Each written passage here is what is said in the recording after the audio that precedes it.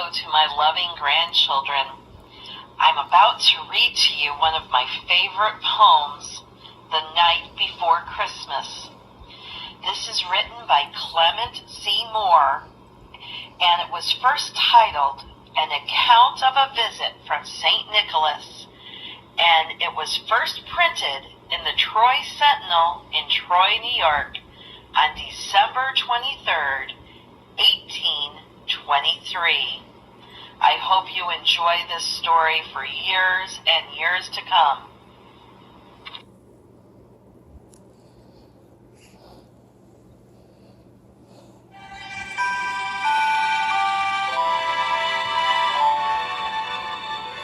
"'Twas the night before Christmas, when all through the house not a creature was stirring, not even a mouse.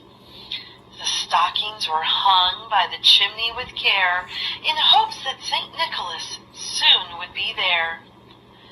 The children were nestled all snug in their beds, while visions of sugar plums danced in their heads. And Mama in her kerchief and I in my cap had just settled down for a long winter's nap.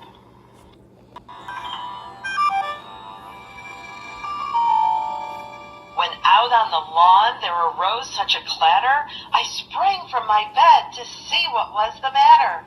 Away to the window I flew like a flash, tore open the shutters, threw up the sash. The moon, on the breast of the new-fallen snow, gave the luster of midday to objects below. When, what to my wondering eyes should appear but a miniature sleigh and 8 tiny reindeer, with a little driver so lively and quick, I knew in a moment it must be Saint Nick.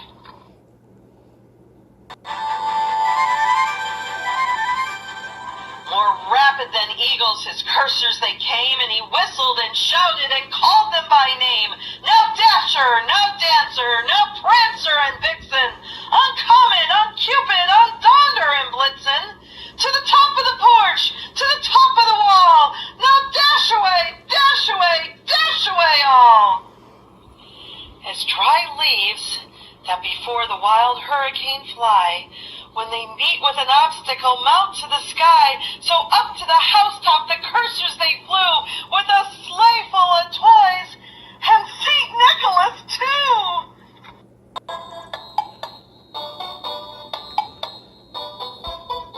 And then, in a twinkling, I heard on the roof the prancing and pawing of each little hoof. As I drew in my head and was turning around, down the chimney St. Nicholas came with a bound.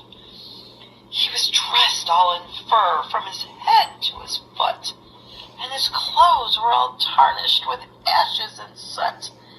A bundle of toys he had flung on his back, and he looked like a peddler just opening his pack.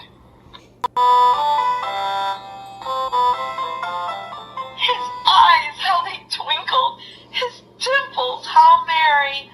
His cheeks were like roses, his nose like a cherry. His droll little mouth was drawn up like a bow, and the beard on his chin was as white as the snow.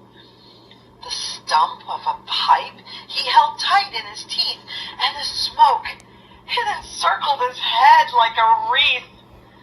He had a broad face and a little round belly that shook when he laughed like a bowl full of jelly.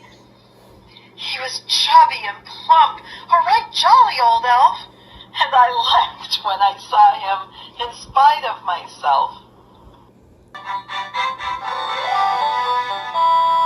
A wink of his eye and a twist of his head soon led me to know I had nothing to dread.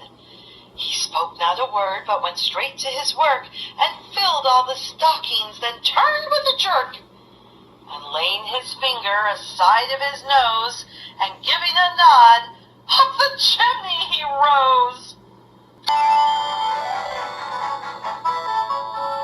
He sprang to his sleigh, to his team gave a whistle, and away they all flew like the down of a thistle.